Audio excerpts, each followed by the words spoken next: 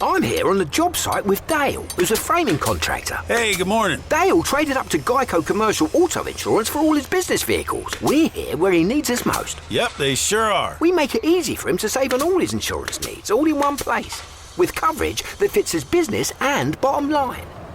Oh, I shouldn't have looked down. It's all right. We're so far up here. Look at me. Take a deep breath. Oh, I'm good. So good. Get a commercial auto insurance quote today at geico.com and see how much you could save. Get more with Geico. Why choose a Sleep Number smart bed? Can I make my site softer? Can I make my site firmer? Can we sleep cooler? Sleep Number does that. Cools up to 8 times faster and lets you choose your ideal comfort on either side. Your Sleep Number setting. It's the Sleep Number biggest sale of the year. All beds on sale up to 50% off the limited edition smart bed. Plus free premium delivery with any smart bed and adjustable base. Ends Labor Day. All Sleep Number smart beds offer temperature solutions for your best sleep. Check it out at a Sleep Number store or sleepnumber.com today. Don't ask me to talk.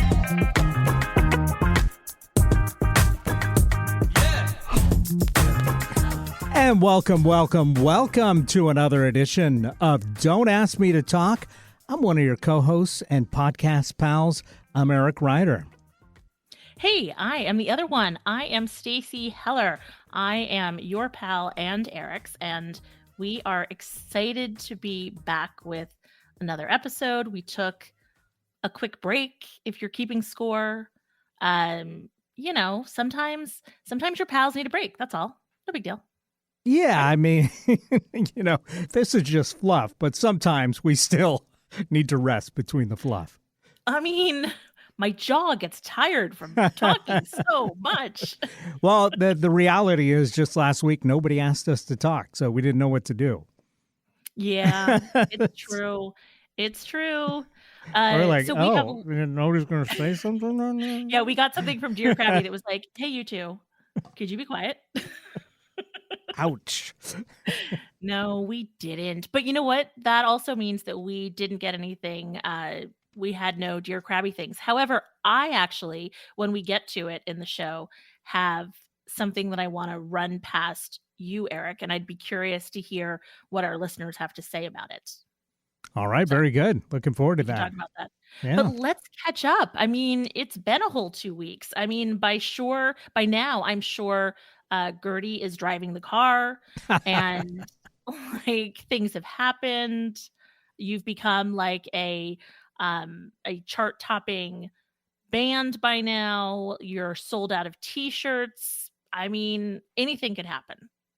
No, none of that has happened. We did play a gig since last I saw you at the Valley in Tacoma, and that was a lot of fun. We did sell another T-shirt, so gradually chipping away at that and having fun.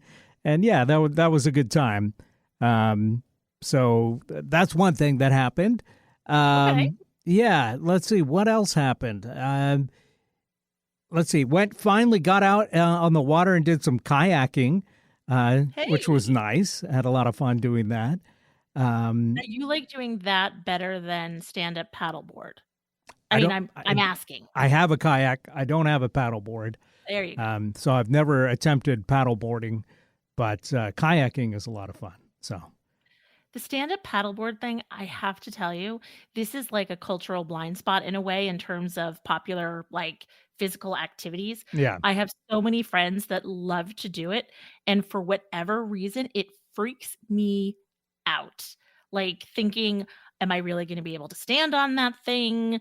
You know, like keeping balance on the water. There's the waves. Like, who are you kidding? Right. And then, you can sit down, and actually we have 2 stand-up paddleboards at the lake house, and they have a not a back seat, but like a back thing that you can use so that you can sit down and be supported like you are when you're in a kayak. Uh-huh. But I'm just like, it just seems so messy. Like, I just know that some person is going to see the mess of me doing this and is going to post it, and it's going to go viral. And I'm like, if it's going to go viral, I want a piece of that. Yeah, it's one of those things where it looks fun. And I mean, if I had a friend that had a paddleboard and said, hey, you want to paddleboard sometime? I think I would go, sure, let's give that a try. But it's also like so close to kayaking that it's just like I don't feel like the urge like, oh, I got to do that now because it's trendy. It's the same thing with like pickleball. I play tennis. I don't really play tennis, but when I occasionally get the urge, I'll go down with a paddle and a friend and, hit a ball back and forth over a net. That sates any urge that I would have to play any kind of net ball sport with a paddle. You know what I mean? So I'm not like, yes, I'm going to get into pickleball now because that's trendy. It's just one of those things. It's like I'm close enough to that it's like, yeah, I'm happy doing my activity. I don't need to go with something, new just because it's new. Well, although it does look fun. I'll tell you what. I'm going to invite you to the lake house. And at the lake house, we have two stand-up paddle boards that you can go out on. You can put a little life vest on Gertie. You can go out with the girlfriend. The two of you can try it. Then after you do that activity, you can head over to the pickleball court with our rackets and you can play pickleball. And I think that you will be probably not doing very any happy. of this, but I'm sure Come on, man. people are having fun, which is great. I mean, why not try it? But when we were out there, I saw a sea lion in the water, which was really fun. I've been out plenty of times where I've seen them like lying on docks, taking a nap, but I've never seen them like in the water, like directly in front of me. And it was really cool to see it like pop its little head up and be like, hey, and then like pop its head back down and like take off, They're very that was really mischievous. cool. Yeah. What water are you kayaking in? So we do Commencement Bay in Tacoma, and the Theophos waterway. Most of the time there's a good place to launch in that area. So we typically go to the same place. But it's so big that it's like you can never really explore all of it. I mean, if you're me, you can't. So that's so cool. Sea lions are so playful. They're so like social as like animals. We do have at the lake some they're water otters. dogs, really. They really are, and they're water Labradors. Right. Like, they're like, hey, how are you? What are you doing? Want to talk? Like, what are you doing? Let's go this. Let's go here. Let's do that. We have some otters, but that's about it. And we see them occasionally. And we have a lot of fish. Like every once in a while, you'll be sitting at the side of the lake and you're like, what is that shadow? And you realize that, oh, there's actually some decent sized fish in this lake. Yeah, speaking of fish, I don't know if you had the same thing, but over this last weekend, we had quite a lot of rain, like the first big rainstorm of the summer. The next day when it was kind of misty and stuff, went out to, actually before it started really pouring, went out to lunch with my dad to celebrate his birthday. And we went to a restaurant with great views of the water in Point Defiance. And all the fish, not all the fish, but a lot of fish were just like hopping out of the water while we were having lunch. And we could see them just going, boop, boop, boop, boop. And I was like, wow. That's crazy. Yeah, if I had a boat, I'd be out there with a little net going scoopity-doop. Yeah. I mean, I definitely see in our lake. And then I would toss them back because I don't like to eat fish. Catch and usually. release. You don't like fish? Well, depends. While I was watching them, I was having like a rockfish taco, which was pretty decent. But I'm not. Sorry. Yeah, you know that I'm not like a salmon guy. I'm not a trout guy. Flounder You're like a probably whitefish isn't my kind of guy. thing. You're like yeah, cod, haddock, that kind of thing. Yep, exactly. Okay. It's kind of a cool thing. Like we see occasionally fish jumping in our lake as well. Usually more in the springtime. And I don't know. I'm like, are you jumping up in the air to be like, hooray? Or are you getting a fly or like a damsel fly? I don't know what they're doing. Yeah. But we occasionally see it, but it's kind of interesting. It's like, remember that movie in the 70s? I think it was called like Piranha or something. Oh yeah. I didn't see it, but I know what you're talking right? about. Like I never really saw it either, but I knew enough about it. And like all the fish would be like, "Rah, rah, rah, rah." Yeah. Yeah. So you probably didn't have that. No. Got it. Okay. That was one of those ones that people talked about on the schoolyard. Like I felt Right. like I got a lot of information secondhand about movies, including The Godfather, as we've talked about here on the show. Mhm. But Jaws, I feel like I was well aware of that long before watching that. The Shining, Piranha. Right? Yeah, like It's a lot one of these those movies. where you knew like the kids that had older siblings were Right. allowed to see the movie. Yep. And if you didn't, then like they just told you enough. You could about get it a that you're like, synopsis. Yep. totally. And you're like, okay, I feel like I don't need to see that. Yeah, the movie in your mind was a lot different, but yeah, Totally. probably just as gruesome. Probably, although some of them we've talked about this before, but I'm definitely not a jump scare gal. Yeah. So like, movies like that, they didn't bother me so much, but if the creature's ugly, I hate it. And if there's jump scares, I hate it. Which I had actually a situation with kind of both of those just a couple days ago. Are you ready to hear my bat story? Yes, sure. So at the lake house, we have a little area that's outside the veranda that has some Adirondack chairs so that you can hang out. We have an umbrella that is typically down unless we need a little shade, usual umbrella stuff. Mhm. So the other day, I was frantically trying to read this book that we were going to be discussing in a book group the very next day. And so Your modus operandi. totally. Are you kidding? I'm a ADHD girl. There's a deadline. I'm going to nail it, but it's going to be at the very last Did this minute. one involve a call to the library as well? You got to No. help me. No. I can't download No. this book that I am supposed to have been reading for the last 6 months. I got to finish it before our meeting today. No, but I will tell you that I ordered the book through Amazon and then I mailed it to our house in Issaquah. And so Pete had to ship it to me. And I was like, I can't wait for this. So then I had to download the Kindle version. So I read the book, no joke, in a day, which, I mean, it's not like I read War and Peace, let's face it. But Right. okay. So I go to put up the umbrella and, those umbrellas, you kind of it starts to go up and you kind of scoot your head under so that you can get at the little crank and open it. And I get it about halfway up and my head's under the umbrella and I look and I see this weird grayish black sack. I can't think of another way to describe it, but I was like, what is that? And there's a lot of spiders here this summer. So I was like, oh, is that a spider nest? And then it sort of twitches and I'm like, oh no, that's full on a bat. And so I am like, nope, I'm out of here. And I duck back under. And then just because I'm curious, I sort of look again and there's another bat and they're in the umbrella. And I'm like, well, that tracks.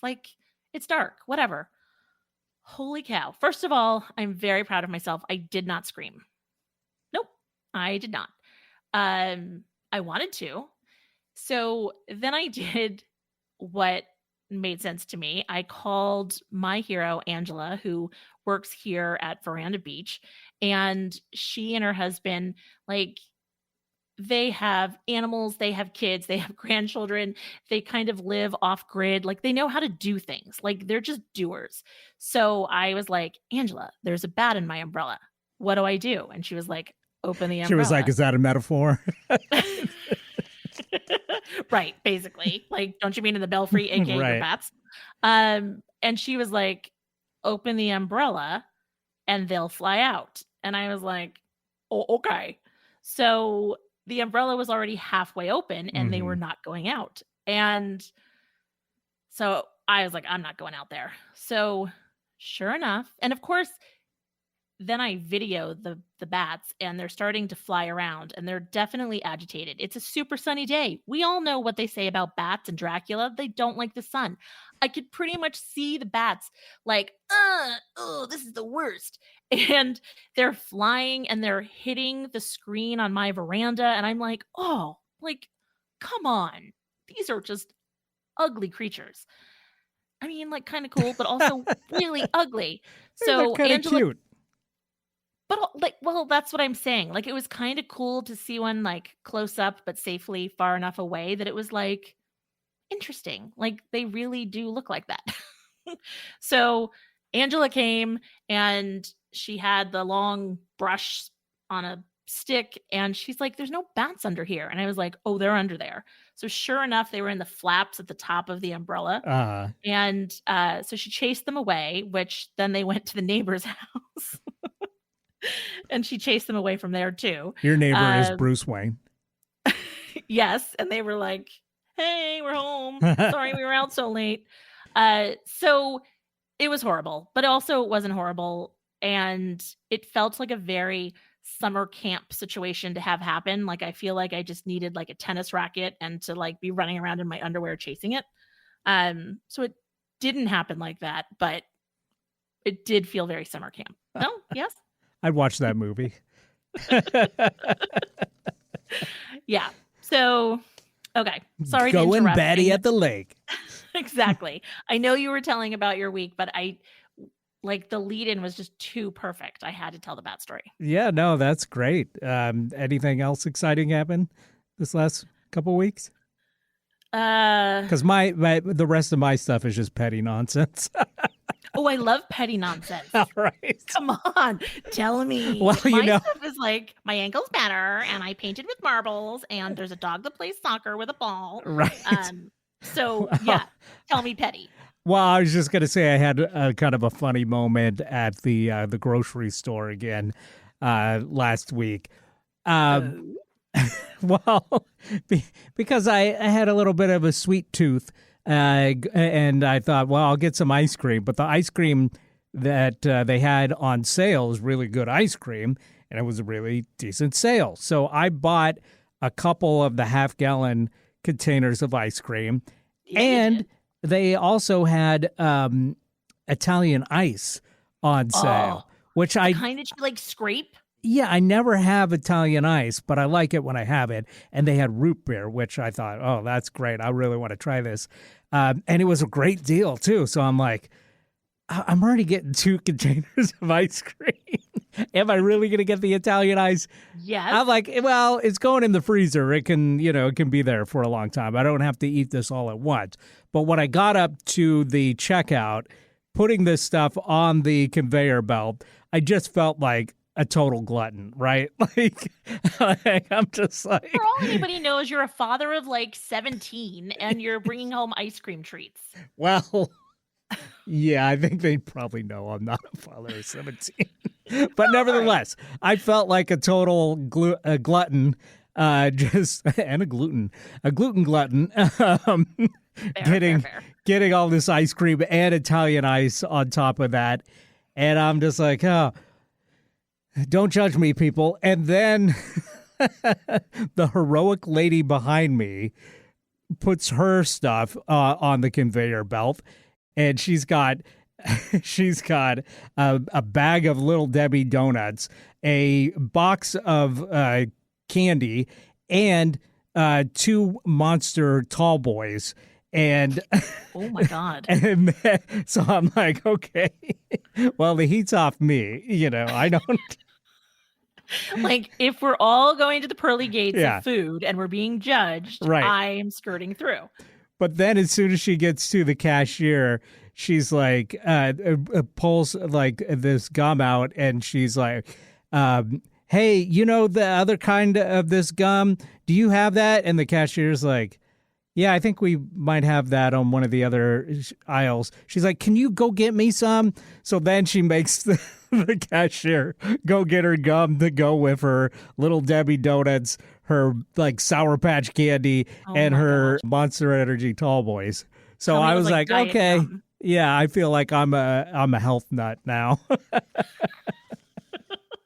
that's fun. So look at you. You're downright healthy, Eric. Yeah, I'm a regular health nut with my 2.5 gallons or my gallon of ice cream and my package of What flavor?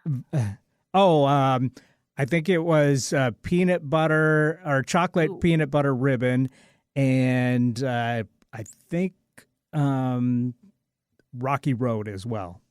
So yeah. Okay, you're a Rocky. So you're the person that buys Rocky Road. What, you don't like Rocky Road? No. But it's the best. No, doesn't it have nuts in it? It's got nuts. Yeah, it's got walnuts. I can't with the nuts. Oh my gosh. All right.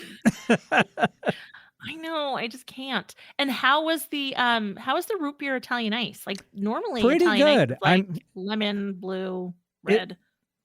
Yeah, I mean, they make all the flavors, but literally it's just like frozen root beer. Yeah. I so could have was it just good? made that anytime. Yes. Well, Yeah, no, it was great. Yeah, it's frozen root beer. I mean, how can you go wrong? I mean, you gotta like root beer. Again, I don't love root beer. Well, there you go. You're really missing out on the treats. I mean, I don't know. I think I'm doing all right. I went to Canada for lunch to have my turkey club, and I found wine gummies. And they're basically like, you can get them in the UK, and they're like dots or jujubes type thing, right? But they call them wine gummies or wine gums, whatever. So I'm coming back through Border Patrol, and the Border Patrol guy's like, "Hey, you bringing anything back?" And I said, "Well, I went shopping at Home Hardware. I got some art supplies. I got, some serving spoons, and I'm bringing back half my sandwich. And I also have some wine gummies." And so he's like, "Say what now?" Like he was all set to just be like, go ahead. And then I was like, wine gummies, which in this day and age, gummies is basically code for edibles. Right. And so I was like, yeah, they're really good. And so I showed him the package, and he was like, oh, he's like, next time you go through, maybe just say candy, because gummies is a red flag. And I was like, oh yeah, yep. So you're old and a dork when you don't think about that as you're going through. Yeah. No, I did that with like some citrus one point. Yeah, I was like, they're asking me, did I buy anything? I'm like, yeah, I got like a box of mandarins from the supermarket. Is that okay? They're like, pop the trunk. No. It's like, they're like, damn it. Whoop, whoop, whoop. So they took those home and enjoyed them, no doubt. But I could not take them home. So you got to be careful. Food. You can't bring any fresh fruit over the border. Yeah. Nope. No, like meats, fresh food, produce, any of that stuff. And it's like, ugh. It's like, so learn the hard way. Yeah, you learn the hard way. So, but I got to keep my wine gums, so that worked out. Any other opportunities for pettiness that you've experienced? No. I mean, of course, there's every day is a petty journey through life, but that's all I can think of at the moment. All right, well, that's fair. Oh, I was going to mention with the wine gummies, you know what that reminded me of, though, is when I went to the UK, they actually, at like the supermarket and the convenience store, they have like full-on cocktails in like 8-ounce cans that you can buy. I saw that when I was in London visiting Will a couple years ago. Yeah, so you can get like gin and tonic. Gin and tonic or a Harvey Wallbanger in like a little aluminum can, just like you would like a Coke or whatever. And I was like, oh, that's fun. You get plowed at the park, I guess. Well, yeah. But some of these cocktails I've only had because I was like, I got to try these. And they were pretty okay. But yeah, I never have a Harvey Wallbanger except for from a Tesco. What is a Harvey Wallbanger? Like, that's so 70s. I mean, it's one of those classic cocktails. I don't even remember what's in it, but I feel like it was all right. But now we'll have to look it up. So you got vodka. You've got, I I don't even know how to say Galliano La Authentico Liqueur. Which kind of ties into, by the way, our top topic for the day, which we didn't even mention yet, which is going to be our third language for some reason. Apparently it might need to be whatever that is. Yes. So orange juice, orange slice, and you can garnish with maraschino cherry. So it's basically orange juice and vodka with a little bit of flavored liqueur. So a screwdriver, but then the liqueur turns it into a Harvey Wallbanger. Yeah. Okay. The Galliano, by the way, is floated on top, apparently. Oh. So, yeah, you put the vodka in first and then Galliano on top. Look at us. I don't think that... We're so sophisticated. I'm not sure how well that works once it's in an aluminum can, but it's... Yeah. That's an interesting choice all around. All right. Well, I will say we don't have a Make Cocktails with Stacy and Eric segment, and there's a reason why, and we just demonstrated that. Right. But we do talk about, we do have a Dear Crabby thing that we talk about, and we also talk about Cultural Blindspots, which if we take a quick break, when we come back, we can talk about those. Let's do it. Everybody stay tuned for more Don't Ask Me to Talk.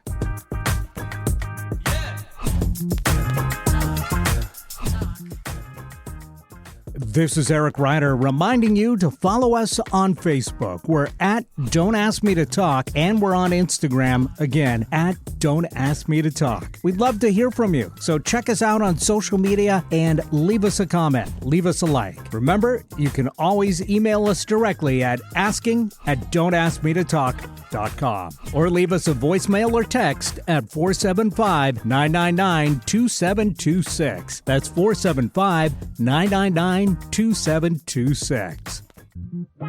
Don't ask me to talk. And we're back right here on Don't Ask Me to Talk. I'm one of your podcast pals. I'm Eric Ryder. Hey, I am Stacy Heller, and I am the other one. Yeah, we're conversational off-roaders. We never met a tangent we didn't like, and we are to the segment of the show we like to call Dear Crabby. It's our fictional advice columnist who... The advice is real. The advice is real, but Dear Crabby themselves is fictional. But between the two of us, we have over a century's worth of experience to draw on in life. So if you've got questions, don't be afraid to ask. If you need advice on something, we're not guaranteeing it's great advice, but we will do our best. That's for sure. Yeah, with age comes wisdom. I mean, over 100 years of experience. Hello. I'll tell you what, if you have a question and you need an opinion, an outside voice or perspective, then you can go ahead and you can reach out to us. You can either email us at asking@don'taskmetotalk.com, or you could text or leave a voicemail at 475-999-2726. We would love to hear from you. I'm sure that there is something that you need help with, like which shoe should I wear, or should I take this job, or shove it. Yes, possibly. Although in this economy, maybe not. Right. Are there benefits? If there's benefits, maybe don't shove it. That's right. Hey, that's good advice right there. There you go. Okay. So we did not get a formal question. However, I have a situation that, Eric, I want your opinion, and dear listener, feel free to use the aforementioned number and email address, and you can tell us your opinion about this situation. Yeah, because we also like to crowdsource advice. Hive mind this thing. Exactly. So here's what happened. So as I have talked ad nauseum, I am at my lake house.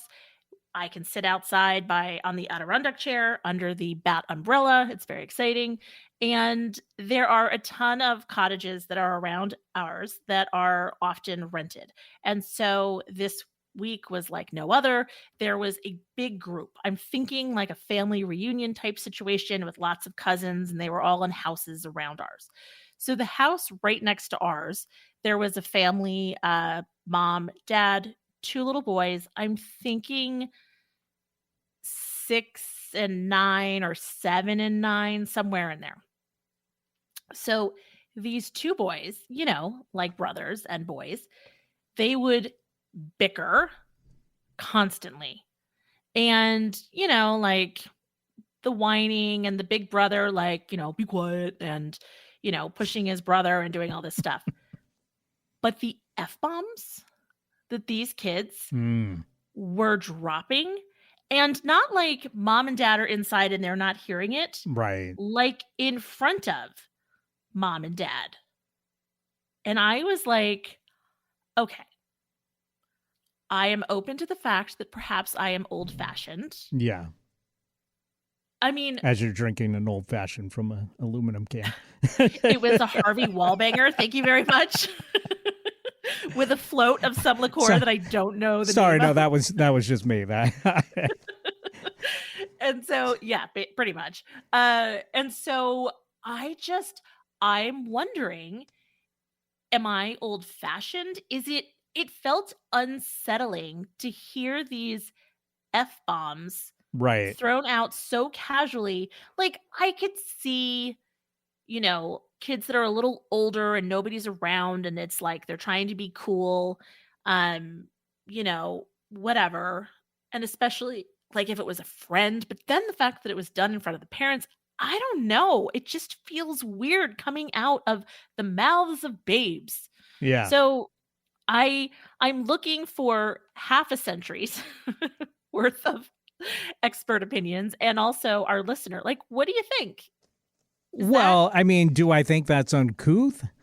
Yes, absolutely. I think that's uncouth. And as I've said many times before in this segment, we're living in a society here. You think of your fellow man. I mean, you're on vacation. This is vacation area. People are trying to relax, regardless of whether you think it's fine for your 8-year-old to be effing and jeffing everywhere. Oh, I like that. Effing and jeffing. The thing that's cool about those words, the reason why they have power, the reason why they when you hit your thumb with a hammer trying to put a nail in and you say the F word and you get some relief out of it is because it's reserved for times when you've hit your thumb or someone's being an absolute dingus. Yeah. So while that may not be the case for you and your kids, you got to think about how other people feel about those words. And to hear them, it just not only is it kind of uncouth and rude, but also it kind of gives the impression that perhaps something is going wrong with you and your family. And like, oh, do I need to be on high alert? Are those people going to kill each other? That sort of thing. So this leads me to the second part of the story. Yeah.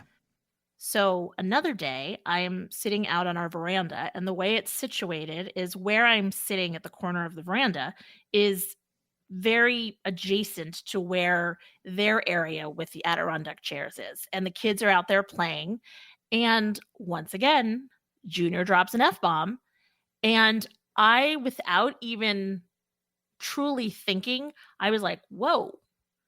Like, it was like I was in grandparent mode or like parent mode, right? And I was just like, whoa.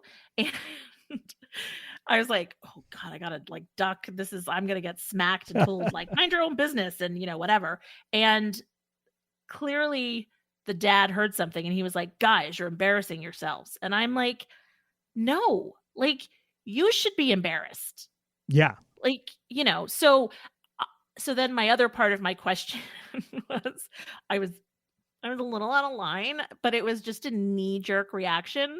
But it was just a lot. But then it raises the question of like, it disturbs the peace in a way. Like we had a few episodes ago where we talked about people smoking marijuana. And the reality is if you're 21 and it's on private property, it's your choice, but it also does impact the environment around you, right? Right. Yeah. So was my whoa really out of line? I don't think so. I think Okay. that may have been the perfect response because you were just startled, as anybody would be. I will say Yeah. I was not being like, a judgy McJudgy pants. Like I was reading my book and all of a sudden it like got escalated and the kid dropped it and was like, like F you so-and-so. And I was like, whoa. And kind of like, where Right. did that come from? Yeah. Yeah. Because I think that conveyed the message of like, hey, this is a bit much without you being the kind of without you having to go and say, hey, would you mind if your kids would stop getting with the language and the, you know what I mean? And yeah, because that never ends with people going, well, why, yes, I'm so glad you brought this to my attention. I'm going to talk to them right now. That never ends well. It's always like, why don't you mind your own effing business? You know what I mean? It's like, so, yeah, and those people are trying to relax too on their vacation. So, they feeling judged is something that would make anybody tense up in a vacation scenario. So the whoa was just enough of a nudge to be like, maybe they examine what's happening there. But not so much that they think, oh, there's that rude, so-and-so. Keeping this clean because we have a radio edition, of course. Right.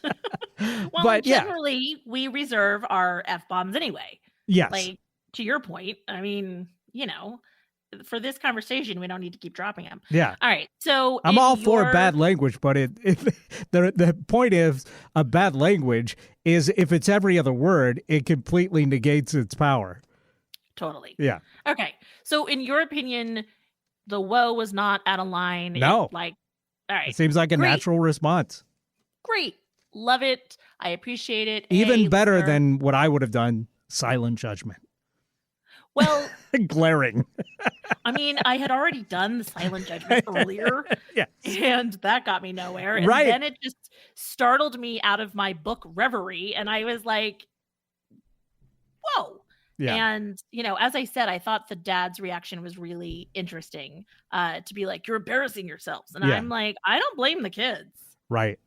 No, because this, I tell you what, it reminds me of two things recently where I, feel like, well, I really should have held my tongue. And yet kind of did not hold my tongue as much as I. But luckily, in both cases, I don't think the other parties perceived that what I was saying was directed towards them or whatever. When we were at the coast, there's a beautiful beach that we go to. And this old lady comes with her husband, and she's like, I don't even know who she's referring to. I assume it's her family, but she goes, this is the place they think is beautiful as the Atlantic Ocean? No. And, I said to myself, but out loud, that's awesome. Tell your friends. Because this spot was already blowing up too much. Okay. Please tell your friends, don't come here. Yeah. Okay. All right. Okay. That's kind of funny. I love that. Yeah. I like that response. And then, it's good to know. Yeah. And then What the was other case situation? was like a customer service thing that I was trying to resolve. And they kept telling me that the thing I was complaining about didn't exist. And I was like, it does exist. It's right here. I'm just trying to cancel this one service. It's on my account. And they're telling me, no, it's not. And I'm saying, could you please look at my last statement? It's right there. And they said, I looked at your last statement and your upcoming statement. It's not there. And I'm like looking at it as I'm typing to this person. And, Person. yeah, I think it was an actual person because I don't know that AI gets this early yet, but we'll see. but, Ooh. but they're like, and I'm like, no, I'm literally looking at it right now. And I'm like, is there anybody else I can talk to? And they're like, you can call our customer service line, but I assure you, they're going to tell you the same thing that I told you. And I'm just like, I just went, okay, bye, all capital letters. And then clicked off. Which is about as angry as I get because I understand the customer service is a tough gig. It really is tough, and it can be very frustrating. Their hands are tied. They don't have access to stuff all the time. Yeah, I imagine that maybe for whatever reason it wasn't showing this person what I was talking about. But the gaslighting of, it doesn't exist. I assure you, everybody's going to tell you the same thing. Well, you could just say, I'm not seeing this. Could you please call our customer service? Yeah. Could you maybe take a picture and send it? Yes, exactly. So I can see what you're talking about. Exactly. I was like, this shouldn't be this hard. I mean, I will say I have worked with customer service people who are like, text this number. Yeah. And send me a picture of what you're talking about because it's like I can't quite grasp what you're saying. And I'm like, that's customer service. And you know what's frustrating is that usually anytime you use any kind of chat thing, including for this company, you get some kind of survey. Did we resolve your problem? How was such and such to deal with? Didn't get the survey this time. That's so weird. Huh. Which typically I would just ignore because I got a life to live. But in this case, I kind of would have liked to say, hey, maybe ask your people to double check or to, say hey, I'm not seeing this. Can you please call or have a way to submit photo evidence so we don't have to go back and forth 10 times. So anyway, I felt bad that I did the all caps okay bye, but I had to be some restraint. You know what I mean? You are that is unintentionally adorable that that you're oh, I feel kind of bad that it was all caps. I'm like, dude. Well, that's because where I would have been dropping my F-bombs. Are you effing kidding me right now? I didn't want to do the effing and jeffing because I know it's a hard job, but I was really really close to throwing my laptop across the room. You know what I mean? For me, the okay bye in all caps is the modern day version of, good day to you, sir. Exactly. I said good day. I'm pretty certain that I know you don't believe this, but if you did believe in heaven, the pearly gates, and the person that's there and checking the pros and cons, I'm pretty sure that is not going to be on the list. So you don't have to worry about it. Well, I still feel bad that they probably had 15 minutes going, what's this guy's problem afterwards, but nah. It's not me, man. It's the system. It's the system. Exactly. Don't blame the player, blame the game. Okay. So, hey, everybody. If you relate to any or all of this, then a little reminder that please feel free to reach out to us. Again, asking@don'taskmetotalk.com, or you can text or leave a voicemail at 475-999-2726. Are we crazy or are we all crazy together? I'm just asking for a friend. Probably both. Yes. All right. Cultural Blindspots is our other little segment we like to do during this segment of the show. And, typically if you're joining us for the first time, this is where both Stacy and I both like to occasionally tackle stuff that by tackle, I mean watch or read stuff that has been in the zeitgeist for a long time in culture that we have gone our whole lives ignoring, basically. So a perfect example of this is that we recently watched the Godfather trilogy and gave our thoughts on that. And neither of us had seen hide nor hair of the Godfather movies, despite them being one of the most talked about franchises in cinematic history for the last 50 plus years. So, so that's a good example. So this week, you say you actually crossed one off your list. Let's hear about it. Well, I watched for the first time ever, This is Spinal Tap. Oh, wow. Hey, I've been meaning to rewatch that recently because there's a sequel coming out this year. What? Yeah. Look at me being relevant not on purpose. Yeah, it's actually coming out in a month or so, I think. Are you kidding? No, for real. Wow. Yeah. Okay. Well, so I, of course, have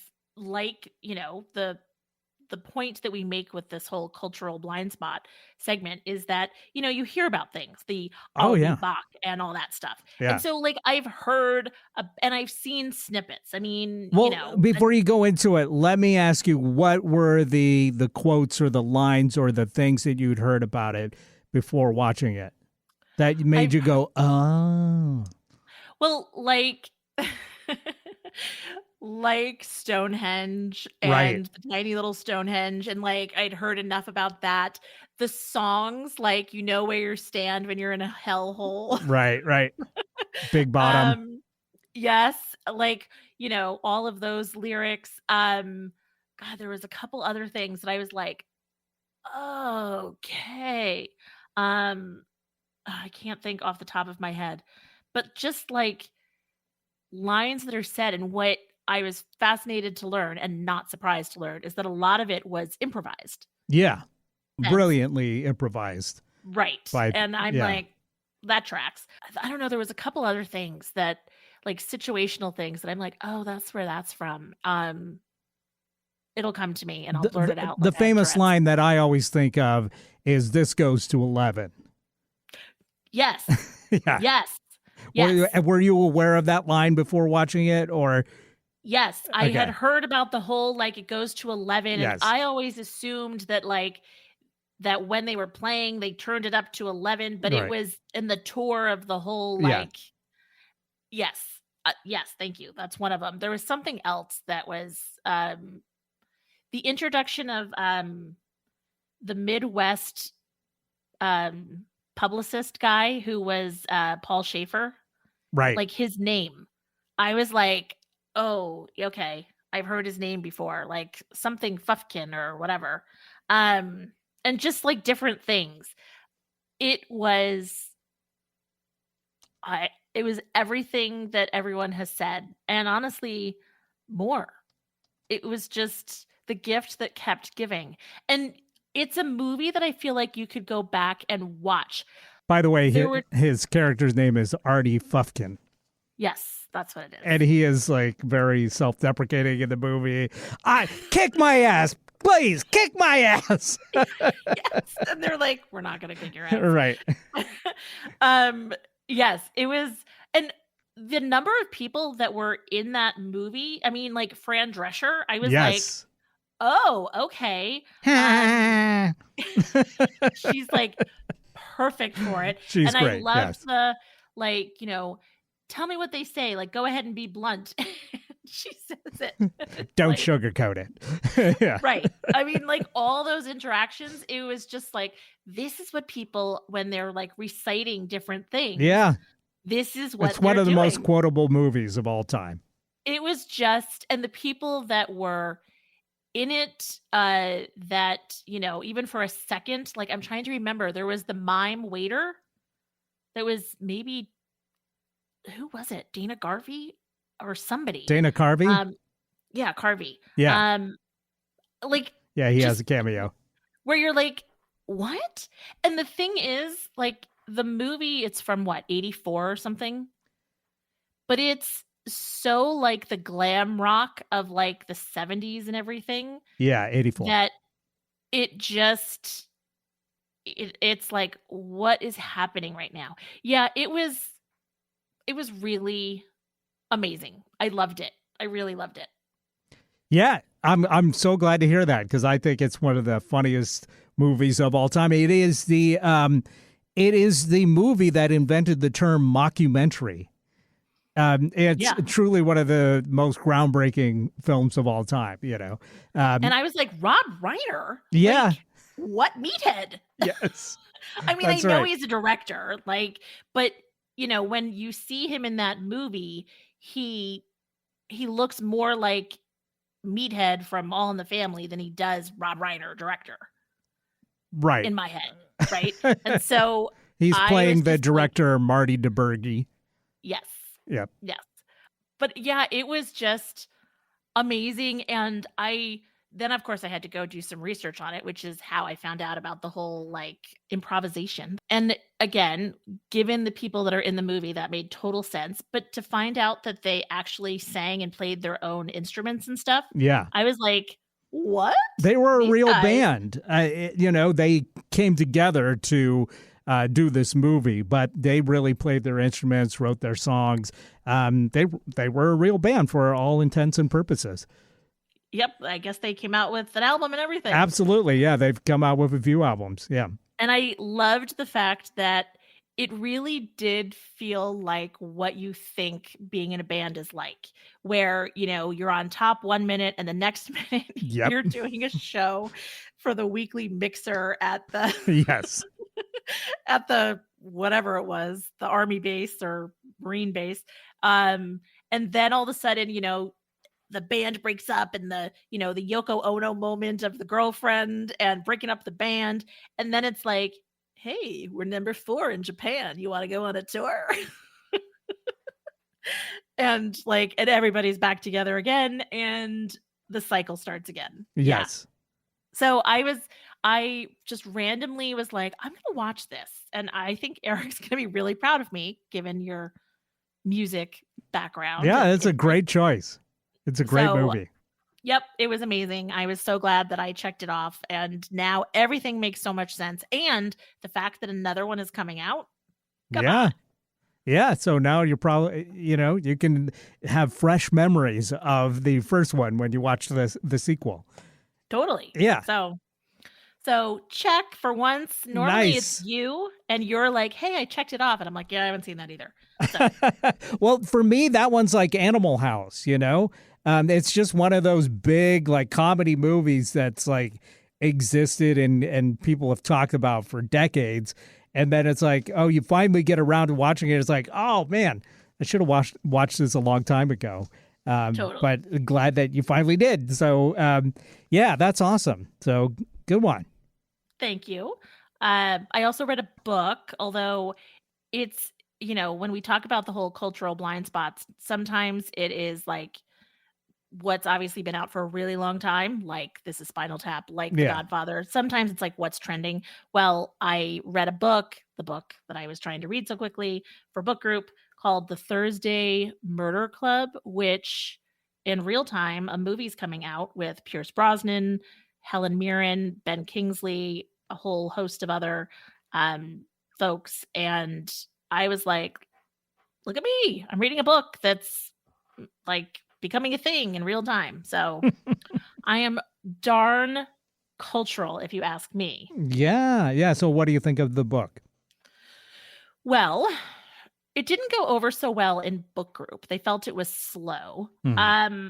I think that's a little bit about like it felt very UK version of Inside Man, which is the Ted Danson show where he's in the old folks home and he's like checking out stuff that's happening and only murders in the building with like a nod to all the great British murder mystery writers and stuff. So there was a lot of subplots and, you know, things going on. I enjoyed it. I would read the second one. I'd be curious to see like what they're going to do. But, you know, there was lots of words that I was like, oh, so that's what a spanner is. Like when you put a spanner in the works, it's a wrench in the works. And, a spanner was also the crime, the weapon. And I was like, this feels very Clue to me. Or so it was Cluedo, is what they call it over there. Yeah. So it very much felt like that. I think that probably if you listen to the audio, I suspect that this is one of those books where the dialogue and delivery are really important. And if you don't get that, then it's going to be a tougher book to read. But it was enjoyable. So all right. Very good. Doesn't sound like 100% ringing endorsement, but seems like it's still pretty entertaining. And I definitely want to watch the movie because it'll be interesting to see if what they do is what I had in my head so that I could actually enjoy it. I tell you what, every time I see a movie that's adopted from a book that I've read, and before the first one, watching a movie that was adopted from a book that I read, when people would say, well, the book is better, I was just like, you know what I enjoyed about watching this movie? I didn't have to read it. But it is that thing when you read a book and then you see it adapted as a film where it's like, oh man, this just doesn't, it's not as good at all. And in the cases that I'm thinking of, I think they're just bad movies. So I'd actually would really love to see like a book that I've read and enjoyed turned into a good movie. That people are objectively are saying, oh, that's a good movie. But for whatever reason, when I read a book that I think, oh, this is really good, and then they make it into a movie, it's like, oh, why did they destroy this? This is nothing like that great book. Right. Yeah. Well, and this is one of those movies where clearly there's a lot of banter that goes, or one of these books rather, there's a lot of banter that goes back and forth. And it's sort of like, oh, this person who knows that and whatever. And one of the chief complaints of the other gals in this book group was that, there were so many subplots and people that had different names and whatever, which literally on paper, yes, that would seem like a lot. And also, as somebody who tells a way overlong story, I totally get it. Same. So, yeah. So I think it's worth reading. This is a series of books. It's worth reading the second just to see, the other complaint was like, how many people know someone that's been murdered? And I was like, well, that's kind of a fair question. And in this book, somebody either has knows someone that's been murdered or has been a murderer, times 7. And I was like, all right, that is a lot. But also you kind of have to accept that as part of a genre, I mean, it's a murder mystery, people. Right. So anyway, I recommended it to my mother. We'll see what she has to say. Very good. Always good to hear Joan's reviews at some point. And I'm sure she will be very honest about it because it does invoke a priest and the Catholic Church. So could go either way. So for me, I got to say, I did not cross off any big cultural blind spots, but I did revisit a bunch of favorites recently. I probably won't have time to talk about all of these, but I will say while we were at the coast, I watched the RoboCop trilogy for the first time in a while. And it just reminded me of what a perfect movie RoboCop is. And, me, I think talking about it on this show was what inspired me to watch it. But part of that was that I forgot to bring my streaming device with me to the coast. And in the room, they had a DVD player with, and I can't just I'm spoiled now that if I'm watching cable, it's well, why can't I start this, myself, or why can't I find stuff that I want to watch, instead of, I love The Office, but I don't need a 24-hour marathon in season 7, you know what I mean? So anyway, so they had a DVD player with a Netflix and YouTube on it. So I connected it, and the Netflix wasn't working, so I switched on YouTube. and they had watched for free the movie RoboCop. I'm like, sure, this will be something. Haven't seen it in a while. So I start watching it on YouTube, and the YouTube version is a totally edited, cleaned up version for, and if you know the movie RoboCop, that does not work. That's not going to fly. You don't need a PG version of RoboCop.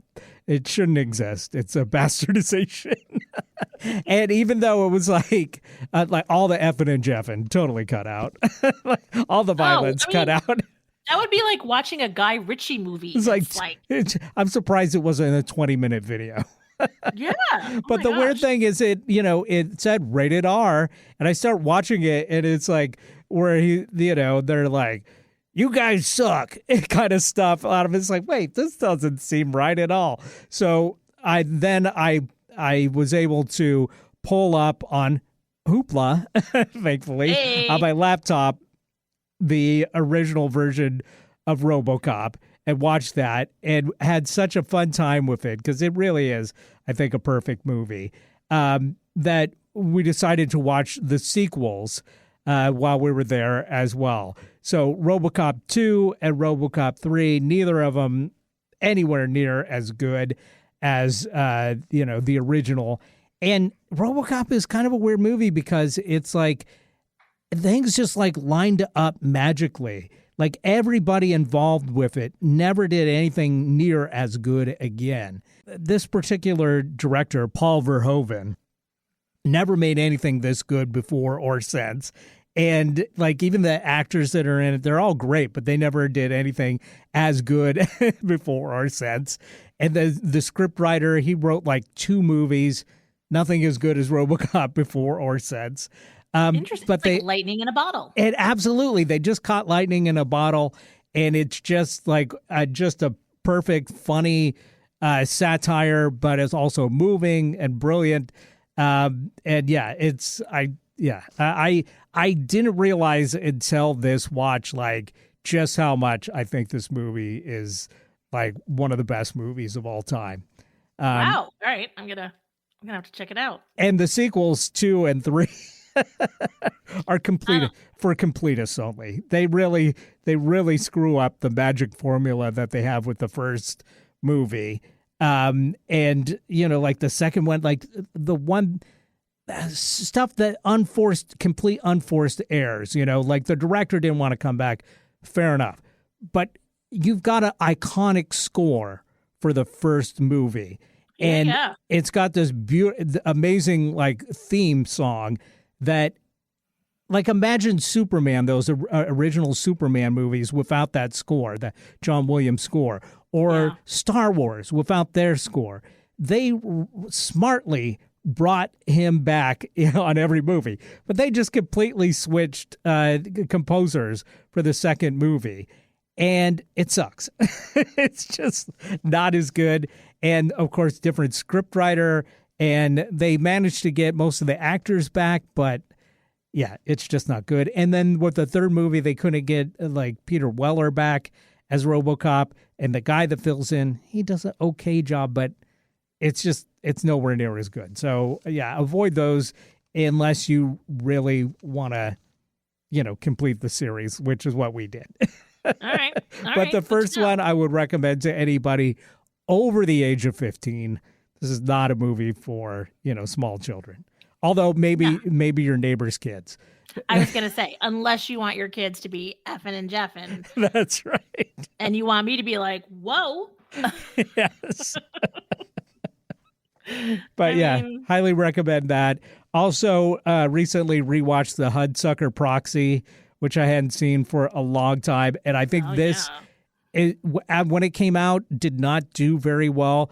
But I think this is an underrated treasure that people should definitely check out. If you like The Simpsons, there's so many jokes that it definitely seems like The Simpsons were inspired by the Hudsucker Proxy. It's very funny and very smart and just very original and a beautiful movie to look at. The cast is amazing in it.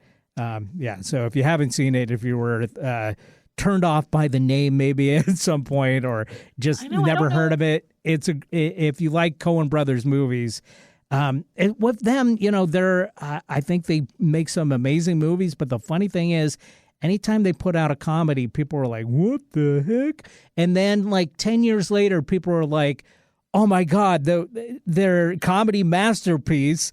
The same thing happened with The Big Lebowski. Well, the Hudsucker Proxy is just like that. It's a very funny movie from them. Yeah, it's a total sleeper.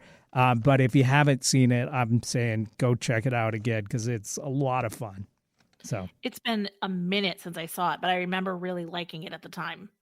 But I do think the name was weird, and people are weird. Like, people are simple, and they're like, I don't get what that sounds like. That sounds weird. I don't know what that means. I don't think, I think people just didn't get it, at the time. But it's just a great, quirky, funny movie. Paul Newman, come on. Yeah, Paul Newman, he's great in it. The whole cast is fantastic. Jennifer Jason Leigh is in it.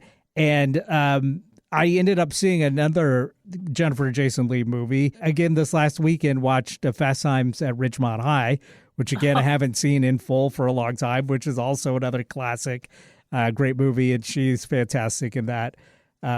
So, yeah, those are my classic movie recommendations. Check them out on the streaming services if you're looking for some fun stuff to watch. Yeah, and the nice thing about Canopy and Hoopla, they're both through the library, if I recall correctly. Yep, both for free. And both for free. And also, to your point, they don't really edit it because, free speech and all that. Yeah. And so you can get the OG. Yeah. So there you go. Although I think I watched Fast Times at Ridgemont High on Peacock. So well, there you go. Yeah. All right. I love it. Okay. Well, I was pretty proud of myself, and now I realize that you do this like weekly. So I'm going to see what I can do. But I felt so good that it was like I was on the high of like, I feel like I could do this again. I mean, between The Godfather and now this is Spinal Tap, I'm like, all right, what's next? Yeah, it's a nice feeling, actually, when you finally make connections that everybody else has been talking about for decades. So totally. You don't feel left out never anymore. Too late. Yep. Exactly. All right. Well, we have no time to talk about our actual topic. Well, we'll come back and we'll talk about it briefly. Yeah. All right. Everybody stay tuned for more. Don't Ask Me to Talk.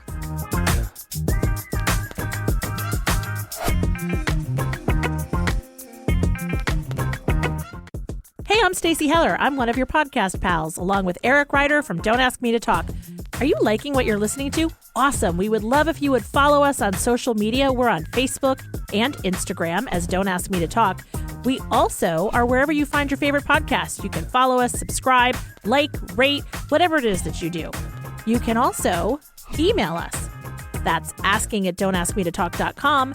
And if you'd like, text or leave us a voicemail at 475-999-2726. Basically, we'd love to hear from you. Thanks for listening. And we're back right here on Don't Ask Me to Talk. I'm Eric Ryder. Hey, I'm Stacy Heller, and thank you so much for listening to the show. We so appreciate all of our listeners, people that are new to the show. Welcome. You're getting to the whole meat of the episode. Not really, but it's sort of the meat of the episode, right? Yeah, if you clicked on an episode because you thought the title was intriguing, this is the segment for you. Yes. We don't just pay lip service to our topic that is in our title every week. We do talk about it, and that's what this segment is about. And we get a little help from a little thing called the Wheel O Topics, which helps us select what to talk about each week. But the linchpin of the Wheel O Topics, selecting a topic for us, is Miss Stacy Heller, who loads up the wheel with various topics. And I always like to find out the thinking behind the topic that we selected this week. So, Stacy, won't you please enlighten us? Well, as always, thank you for asking. So, this one is about a third language. Now, the reason that I thought of this at all is because got into a conversation with the kids at one point about like the second language that they speak is essentially one that, they had to choose in high school. And traditionally, the paths for most public schools are pick ASL, pick, which is American Sign Language, by the way, pick French or pick Spanish. And some schools will have, other languages that you can take. But yeah, I think we had French, Spanish, and German as options. Right. Yeah. And so so we got into this whole conversation where, if you don't come from a dual language family where, people have two languages, it was like, okay, whether it's because you learned it in high school or you learned it at home, what's the language that you would go out to seek to learn to speak, understand, read, whatever it is, because you feel like it would be helpful, which is why I went to the whole third language thing. Because, okay. if you're like my best friend from high school, and she is still a best friend, Liliana, shout out Liliana, I'll have to tell you to listen to this. Her mother and father were from South America, and so there was Spanish at home. And so it's like, okay, what do you want to go out and learn as that third language? Now, she was smart. She was like a Spanish double major, because it was like, sure, I'll take Spanish. And that was just smart. But, what do you want to learn? So to that end, Eric, what is your second language? I think we talked about you took French. Yeah, I did. Yeah, for a couple years in high school. And I think you mean we. No, just me. Dad joke. But yes, I did take French for a little bit in high school, and I even went to France for 3 weeks after I graduated, and it was a lot of fun. But I said this last week or 2 weeks ago on the show that when I went there, like all the French that I had thought I had learned totally evaporated, because once you're put on the spot as a new speaker to a language, it becomes really, tough to like remember in the moment or to understand people like speaking fluently quickly. You know what I mean? It was okay with trying to like read menus and stuff, but boy, when somebody like assumed that it was French and started talking to me, it was like, whoa, right. Slow down. And in school, you learn like the textbook. So like in Spanish, it was like, ¿Dónde está el cuarto de baño? Yeah. Well, nobody says, where is the room of the bath? It's like, right. ¿Dónde está el baño? Like, where's the bathroom? And so it, immediately you're outed as a high school Yes. Well, like, I got an A in high school. Well, first I got to say, boy, did we luck out by being raised speaking English, because really it is like the dominant language in the world. Thank goodness, because it is really tough. I really admire people that can speak fluently multiple languages. Like I heard a interview with Bowen Yang from Saturday Night Live the other day, and he, I had no idea of his background, but, his father was from Mongolia. And so he's like a first generation immigrant, but was raised in Quebec. So he's speaking French over there, speaking, I think he said Mandarin or Mongolian at home, and then moves to the United States and starts speaking English as his, fluent language. And I just think like, man alive, I'm barely getting by with my English, but here he's like tackled 3 languages beautifully. And that's fascinating because he has a podcast called, what is it? Las Culturistas. That's it. And not only does he have a grasp of English, right, but like, the tone and there's no, he doesn't have an accent or at all, Well, and the no accent for sure, yeah. but the also like understanding the nuances of of language, right? Like Yeah. all the idioms that we have and the sayings and, you know, Now, a that's lot so of that comes from like switching languages when you're a kid. I think it's much easier to absorb stuff than as an adult. sure. But yeah, it's I totally admire that. But boy, going to like Iceland and having them all speak English to me, and then like finding out like in India, for instance, they speak like 3 or 4 languages. So English is their common language. And same thing Yeah. with China, where they speak multiple languages. So English is their shared language. And so many countries like this where they speak multiple languages, they all speak English to talk to people from other parts of their country. So we just really, I got to say, we lucked out. Yeah, we did, because you're right. Like within a country or a region, like the dialects Yeah. and like all the different things, it's fascinating to me. Yeah. Totally fascinating. And so, like, I don't know that there is another language at this point that I want to learn. If I'm honest, I feel like I'm just old and tired. So I'm not sure I want to learn another language. I don't have that like drive anymore. But, we talked about this with the Broken Heart episode. When I had a girlfriend from Japan and she moved back to Japan, I spent a summer like learning Japanese. And I got to say, I feel like I got pretty decent for a guy studying on his own just out of books and then watching some TV shows and stuff.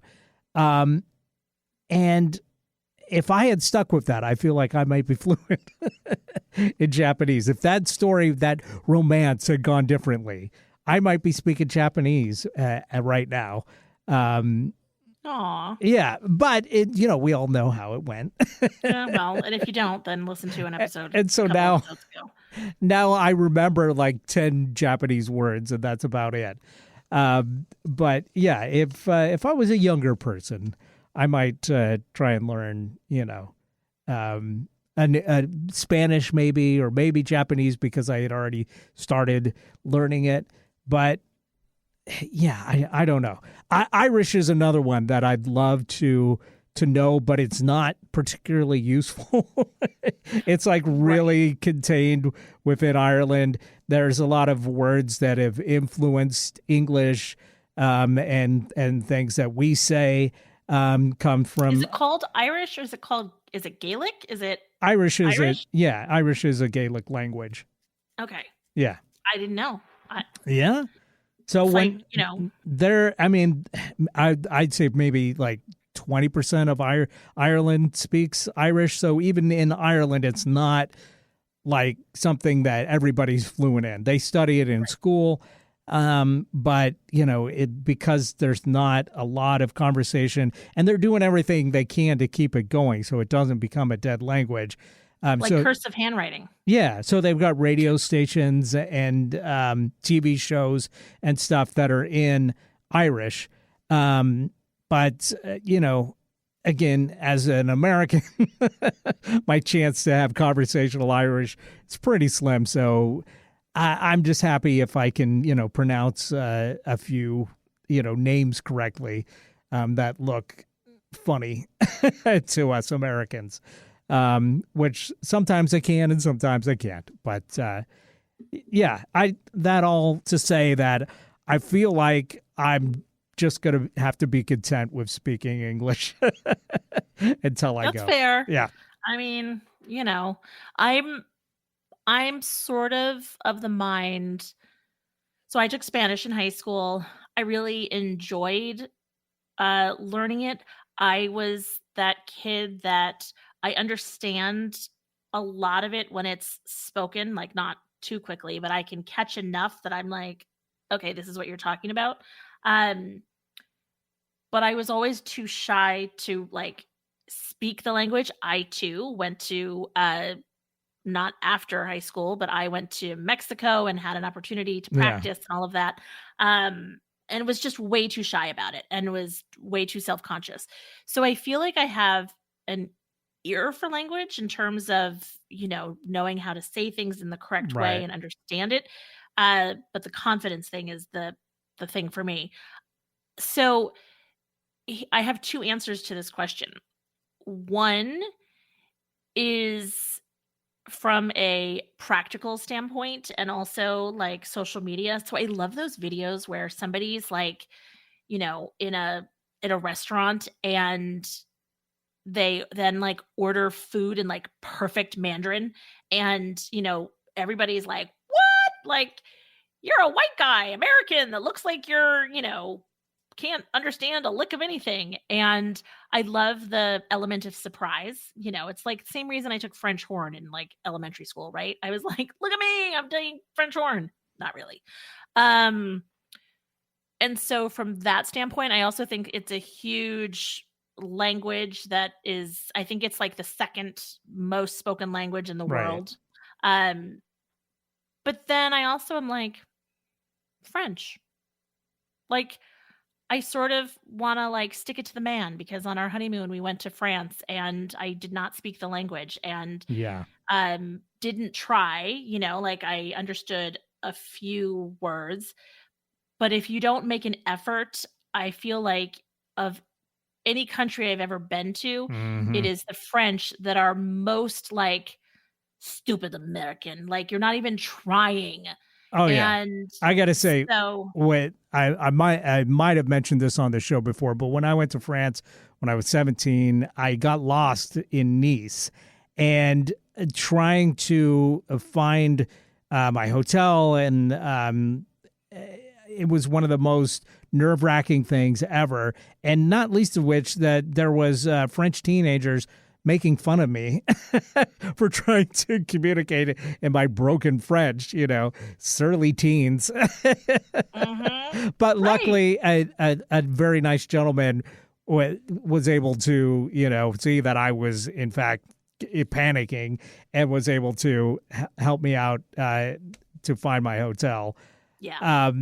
And so, but it is one of those places where it's like, yeah, they're taught English all their lives, but they really just speak French. I mean, maybe more in Paris, in some places, especially if they're immigrants to France, English is going to be like, they don't mind speaking it. They're happy to speak it. But, it is one of those places where you go to Iceland, you speak English, and they're so happy to speak English to you. But France, you try and speak English and it can be tough. Now, maybe with the younger generation, it's a little bit of a different story. Last time I went, I feel like it was much easier communicating with younger people than it was with older people. So maybe that's changing. But yeah, there have definitely been times when I was over there where I was just like, oh, geez, I'm really dreading asking, where the bathroom is, like, right, anything. And it's like, oh my gosh. Yeah. So it's very intimidating. And Yes. so that's why from a practical standpoint, I think Mandarin, but also that seems impossible. And so from a stick it to the man standpoint, French. So that's my third language. Très bien. Oui bien. Sure. I know that's Spanish. I know. I'm just saying very good too. Okay. All right. So, very good. Well, that's it. That's our thoughts. Would love to hear your thoughts out there. Shoot us an email asking at don'taskmetotalk.com if you like, or you can text us or leave us a voicemail at 475-999-2726. And do not leave it in the third language that you speak unless, of course, it is English, because no comprendo. Yeah. Exactly. All right, let's find out what our topic for next week is going to be.